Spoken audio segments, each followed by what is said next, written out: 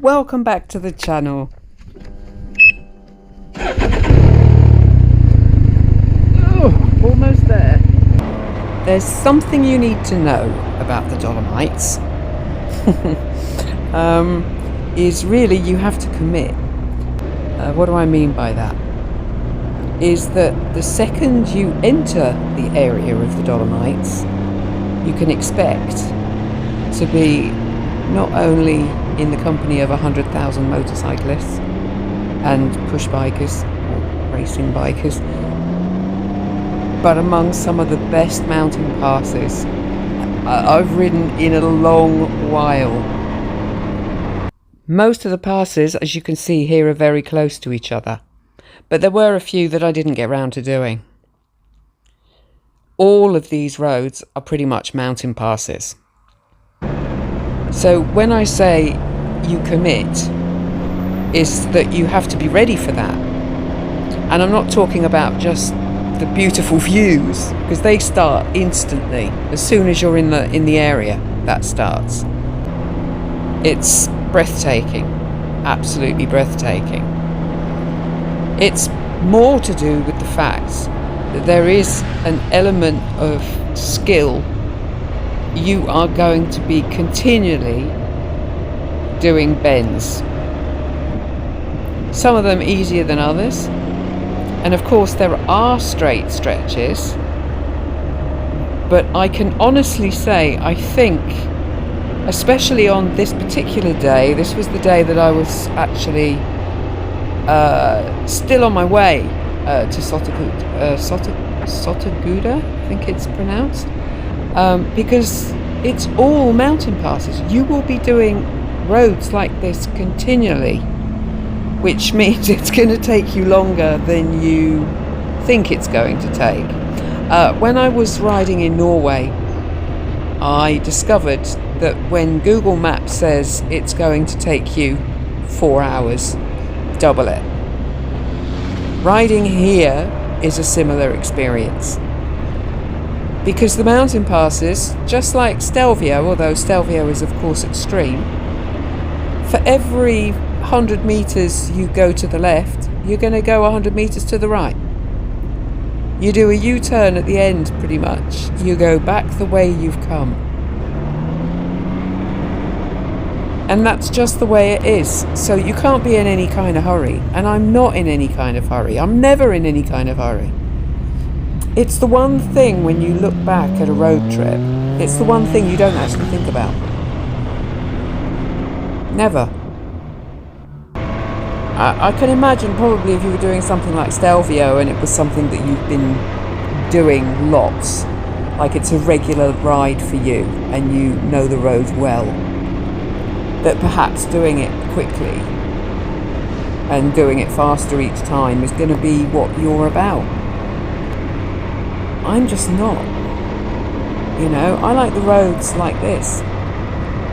Nothing up front, nothing behind me. And just purely enjoying the scenery and the little villages and the twists and the turns and how it changes the landscape. That's what I'm interested in. You know, and the nice thing about riding solo is that I'm not under any pressure. I can stop whenever I want to. Although there aren't that many places to stop. It's my choice, my decision. And the people that are in a hurry, I just let them go. Just like this. You know, at the end of the day, nobody ever seems to get anywhere faster. It's just one of those facts. You know, I'm here to enjoy the landscape, the atmosphere. I'm not, although it is, you know, really a part of a journey that's travelling through to other places, I have come here deliberately to enjoy these roads, the landscape, the atmosphere, and some of the best mountain passes anywhere in Europe. And I say, at the end of the day, I'm not in a hurry. So I don't have to keep up with people, and if they're right up my backside, I let them go. You know, it's always the best decision to do that. And this, I always laugh when I see sports car. It's like there is no Italian village actually, or no Italian road. It is complete without a flashy sports car somewhere. See, if I'd have gone to the left there were more mountain passes. But I am now heading in the general direction of Cortina. This guy was actually, when I first spotted him, completely on my side of the road. Oh, you have these moments, you know, it's just another one of those moments. You just have to be prepared for them. See, and this is what I mean. He doesn't want me up his backside, so he's pulled over and let me pass. Great. It's a shame more people don't do that. You know, it's much better for everybody if you do. I have to watch what I'm doing, but I also have to keep an eye on what's coming up behind me. You know, that's another part of it. Here we go. See, I can make the decision here. The brown ones are mountain passes and the blue ones are cities. I figured that one out. And again, this is a split in the road. If I was heading towards Belluno, I would have had to go on to the right now. But I was calling it Marmalade. Marmalada is a pass that I will probably try and do tomorrow. I am now on Falsa. I can't pronounce half of them. I'm useless at it. I really am. And it makes no difference in which country I am. I can't pronounce anything. Useless. See, this isn't a village on a mountain pass. You have them, you know, and sometimes it's a dividing point as well. It could be a crossroads. So you start off on one mountain pass and discover that you're on another one without even realising it.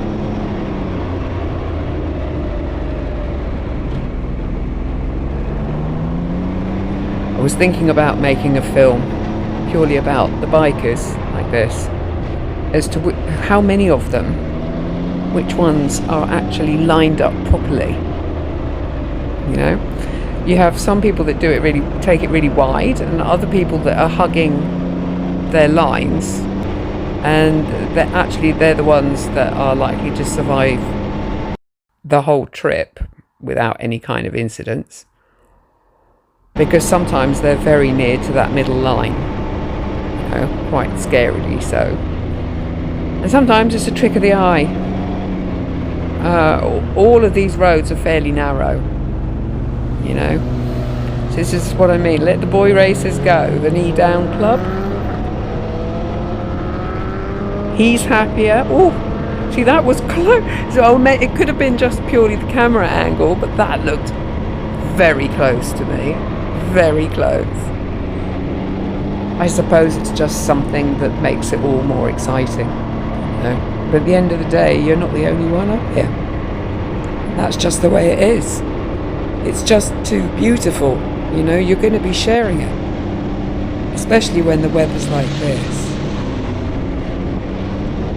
These routes are amazing, absolutely amazing. They are certainly not disappointing. I haven't actually found an ugly road yet. I didn't think that was possible, but I just simply haven't. Look at this. And we're up high as well. I believe it to be around something like about 1900 metres, something like that, above sea level. And now I'm getting stone tunnels. I haven't seen a tunnel like this since Norway. And as much as you want to look at the landscape, you have to keep an eye on your mirrors. Incoming. And just so you can enjoy that sound another couple of times. Here we go.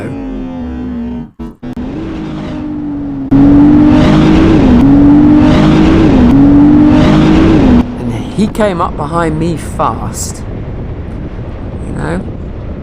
And at the end of the day, like I say, I mean, it's their fun to be going as fast as they want to be going, but at the end of the day, you generally don't get many places a lot faster, especially up here. It's just too much traffic. And you want to keep it safe as well. Taking risks up here is just crazy. You know, and all he's going to be doing is looking at the road and not looking around him. You know, the surroundings are, it's so difficult to explain it, especially if you're surrounded by mountains where you live. It's special. I live 2 meters under sea level. There isn't a hill, nothing.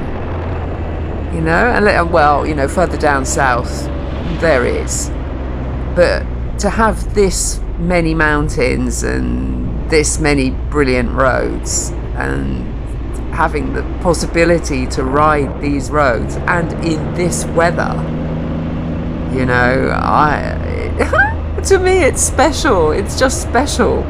Other people think, oh, what the hell is she talking about? You know, it makes no sense at all. I think this is special. I can't think of anywhere where I've ridden recently that looks like this. It's beautiful weather. The temperatures are fantastic. The views are fantastic. The hospitality and the people are fantastic. So far, I haven't actually had anything go wrong. I shouldn't say it, but I just haven't. This is just stunning.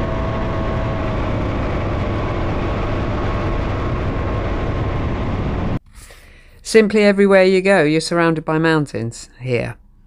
And I think that's another thing that's actually makes it really attractive. Because there's simply, look, the mountains everywhere. Behind you, in front of you, you know, left or right, you're going to be looking at mountains.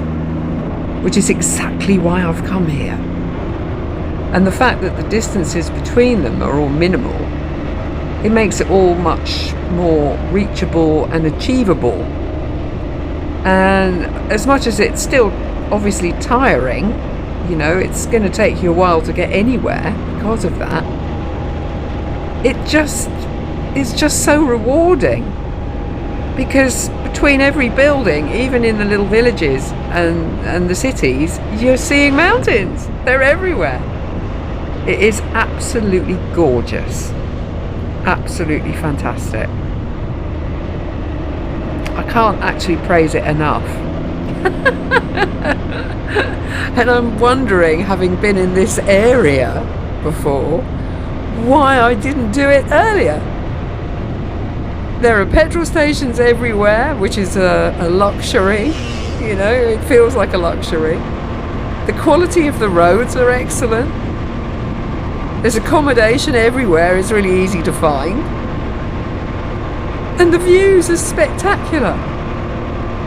You know, it's like endless. I feel like, you know, it's like an endless paradise. And because everything's so close to each other and it has so much, I don't know, what is it? How can I describe it? Italian chic, but in an old-fashioned, original, historical way. It just makes it absolutely gorgeous, you know. And really, it kind of puts the nutshell. It puts the Dolomites really in a nutshell, because it's all like this. Like I'm trying to show you, because you know, I mentioned it before. Like a lot of places, you go to a beautiful place, but it's not particularly about the ride getting there. You know, obviously there are faster pieces of road like this. But still, whether you're looking in your mirrors or whether you're looking left or right, you've got this kind of landscape. And you're going up one mountain pass and coming down another. And repeatedly doing that on lots of different sides of the mountains. So it goes from this, where you're in the sun, to the next area where you're in the shadow, it's just fantastic. Look at the quality of the roads as well. It's continual. You know, the pleasure is all mine. And look, again, my happy place. Nothing in front, nothing behind me. Just doing what I came here to do. And look at it. Just look at it. It's breathtaking. It's just kind of one of those days where you actually just want to keep riding. And you just don't want to stop. You know, you do have to stop, obviously, now and again for petrol and that kind of thing, but it's just, you know, and this time of the day as well, I've got that nice light. And it's just magical.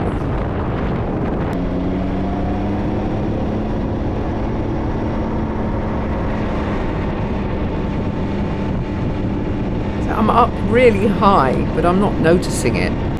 You know, people sometimes ask me, you know, don't you ever have worries about altitude and things like that? And I never have had. Not yet. I've never been up to what I would consider an altitude high enough for that to be in consideration.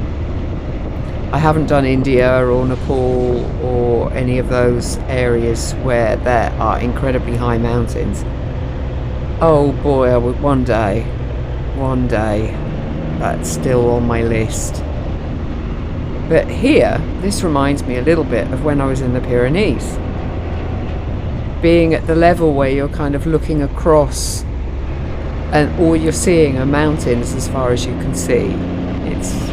For me, it's magical. And it's probably something, it's because you don't see them every day. I don't see mountains unless I'm here. You know, there are parts of Germany that are a little bit hillier, and you're aware that you're travelling through a more mountainous area, but generally the roads are on kind of ground level and you're looking up at the mountains. This is just incredible. These roads are just continuing on and on and on and on and on and on. It just doesn't stop. It goes from one mountain pass to another mountain pass, and it's all gorgeous. It makes no difference. I've already, I think, probably ridden maybe about five different mountain passes, official ones, and they're all like this. Like I say, I haven't ridden an ugly road yet, and this wasn't supposed to be my main riding day. Tomorrow, I had it in my head like, tomorrow I'm going to do as many passes as I possibly can, not realising how many I would have done today. So it just gets better and better. I'm just going to tick them all off on the list when I get to the hotel. I'm going to sit down and concentrate and see what's reachable to be able to do tomorrow. Because this is so good. It's just better than I thought it was going to be. And at this point, I am still fully packed up. And it's like a dream. See, they, for my liking, they were a little bit too close to that centre line. And they might not have been expecting to see me. But it might not have been me, it might have been a bus. You know, so taking that centre line or too close to the centre line, that's scary.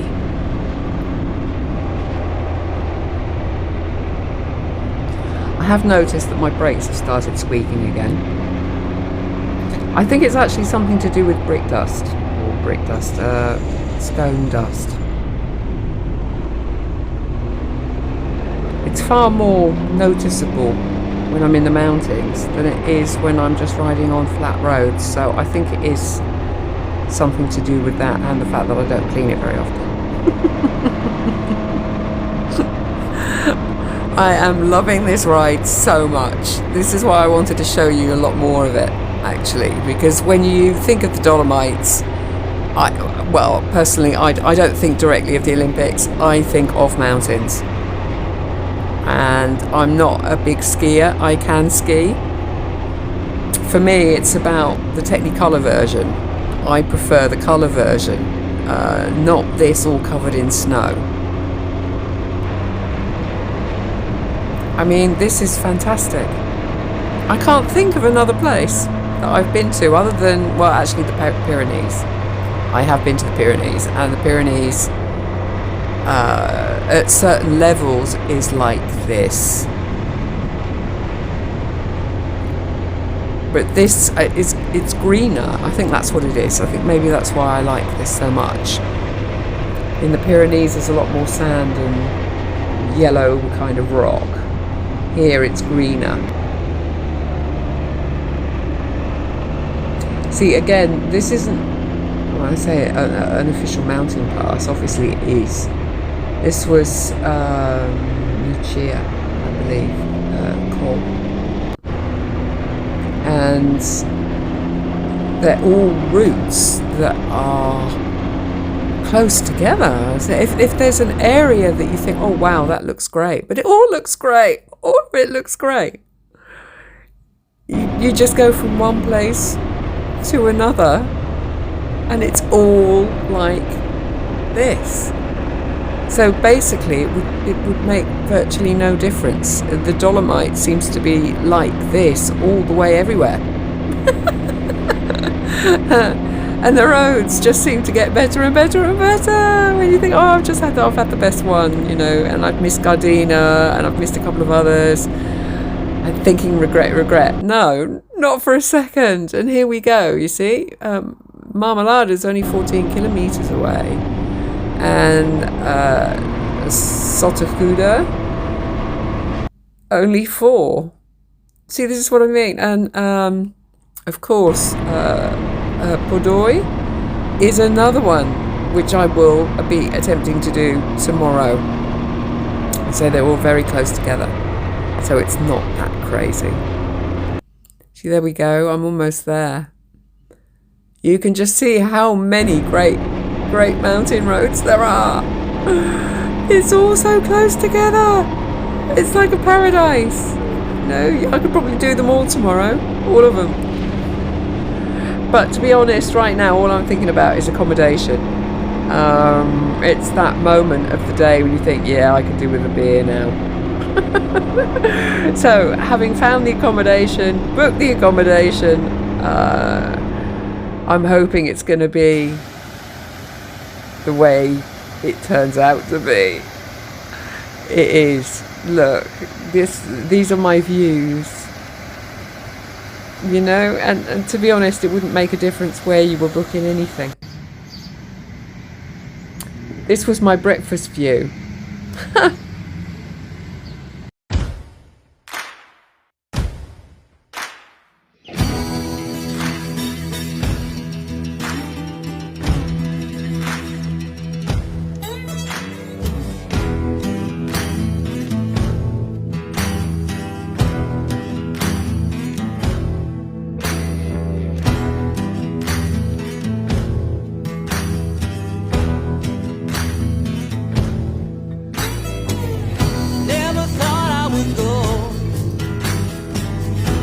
This road I've been on.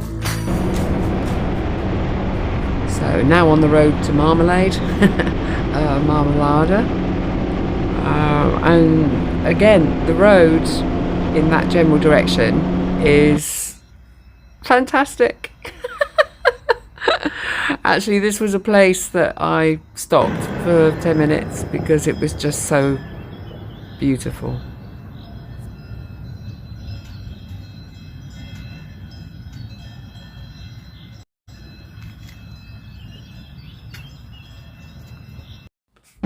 And sometimes you just can't avoid it. There is going to be traffic on the road. Especially when you're on a road that is the only road that is going towards the pass that you want to do. Obviously not everybody is here for the mountain passes, you know. Some people are just travelling, you know. This could be their route to work, an everyday occurrence. But for me, it's pretty special. It is special. See, here we go. This is one that I can pronounce, Fadaya. It's the one that my hotel actually starts. I think it was at about the 5th bend or something like that. But all of these roads are great. The quality of the road seems to be great. I can't really fault it. Even the locals get it. I mean, how can I complain?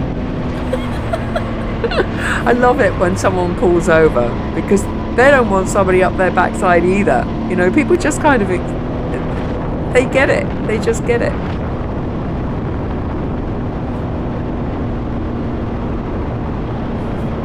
I think I literally had a smile on my face for 3 days. It didn't stop. You know, just this whole part of the trip has been awesome.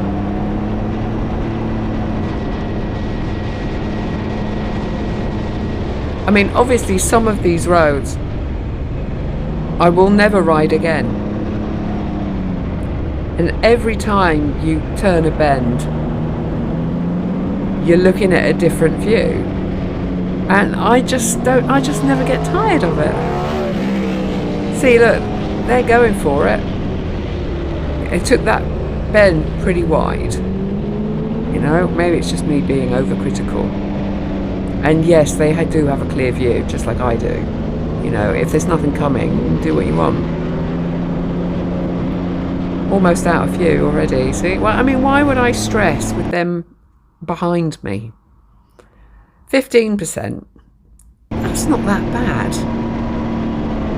You know, I don't really have any problems with gradients and things like that. It's all fun to me. And it doesn't seem to make that big a difference to me if you're going up. I notice it when I'm going down. They're the burning rubber moments. And I've had a few of those today. A few too many, actually. But that's all part of it, you know. When I think how many kilometres I've actually covered today, which isn't that many, by the way. It's probably not more than about maybe 75, 80 maybe. Might even be 100 kilometres. Because like I've said before, you are simply going backwards and forwards. You might be getting higher, and you might be getting lower, but at the end of the day, you're not going anywhere fast. And I suppose that's maybe one of the things that just kind of makes you relax, or makes me relax. Maybe it's a personal thing. I might be completely different to everybody else on the planet. I just prefer the views. And if you're doing like 130 where you should only be doing 50 or 60 anyway, you're not going to be enjoying the views. You're just not. You're going to be keeping your eye on what's coming around the next bend. And it could be anything.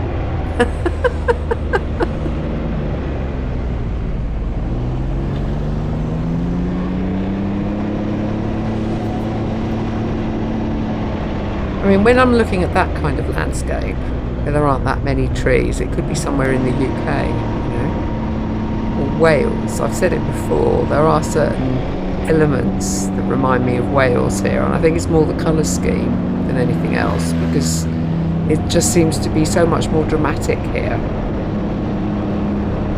I haven't yet done Scotland, and it's still very much on my list. And I know there are mountains in Scotland. Oh my God, see it again. Yeah, that was better. Oh, why are they so close to the centre line? Maybe I'm just distracted by it. See, this was another day that this will stay in my memory for a very long time as well. And I think it's also to do with the colour of the water. You know? There are lots of these kind of tunnel bridge things along this stretch of road. I think there were about 8 of them, these. It's a tunnel and it's a bridge. I suppose it's a bridge with a view. Or it's a tunnel with a view. It's a tunnel with a view, look at that. The water coming down. I just can't imagine that there's anywhere like this anywhere closer to me. Oh look, there we go. Couple of supercars. Let's just complete the picture. There we go. There we go. Yes, they had to be here, didn't they? And they are wearing the perfect colour, aren't they? Look at that. Almost looks posed for. But I mean, this kind of thing, this is great. There's nowhere near me where I would get this kind of experience. Look at this. And you can see over to the left all the tunnel bridges, the whatever they are.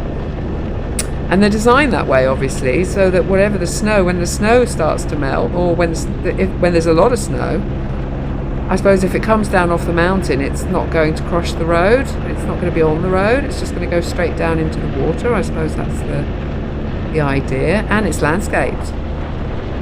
Well, partly. This was another little place that was great to stop. It's hot. It is the kind of temperature that you don't want to really be riding around in too much. So this was the perfect moment to feel the wind and to get a drink.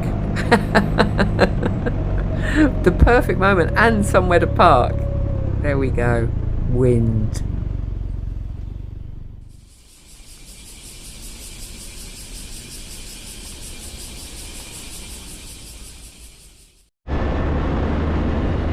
So basically heading now back to the hotel. The ride is just, I suppose it's difficult. I can't keep saying the same things.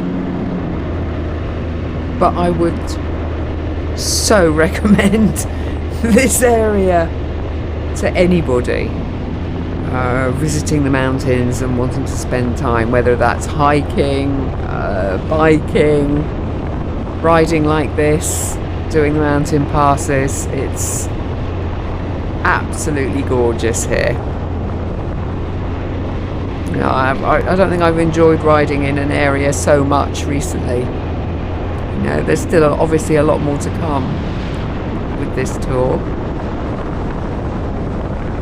but it almost feels like a shame because I'm going back to the hotel and I know that I'm going to be moving on tomorrow, even though there will be more hotel passes.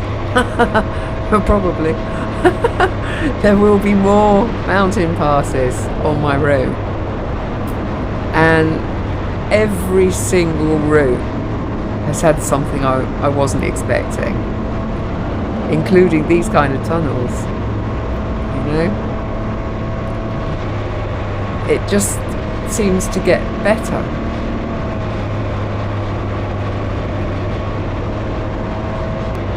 But I have noticed the later that you ride, or the later you leave it, the quieter the roads. I suppose that's logical. Most other people are already in the bar, aren't they? Which is where I'm planning on going very shortly. But what a riding day. You know, and you just feel like you're on the mountain with people that are thinking the same as you. You know, all of these people are here because of the great roads.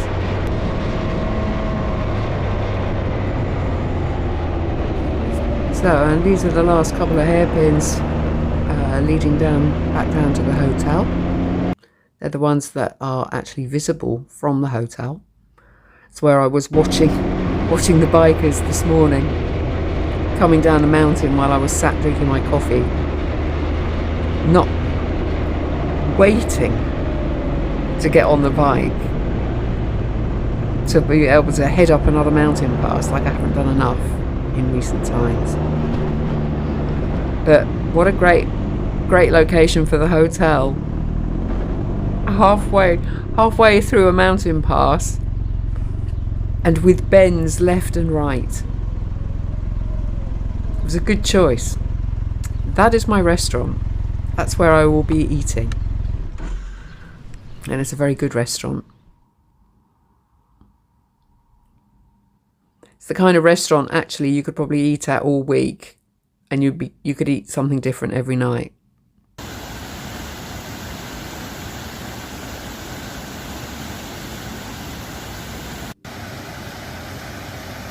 It's just a lovely location.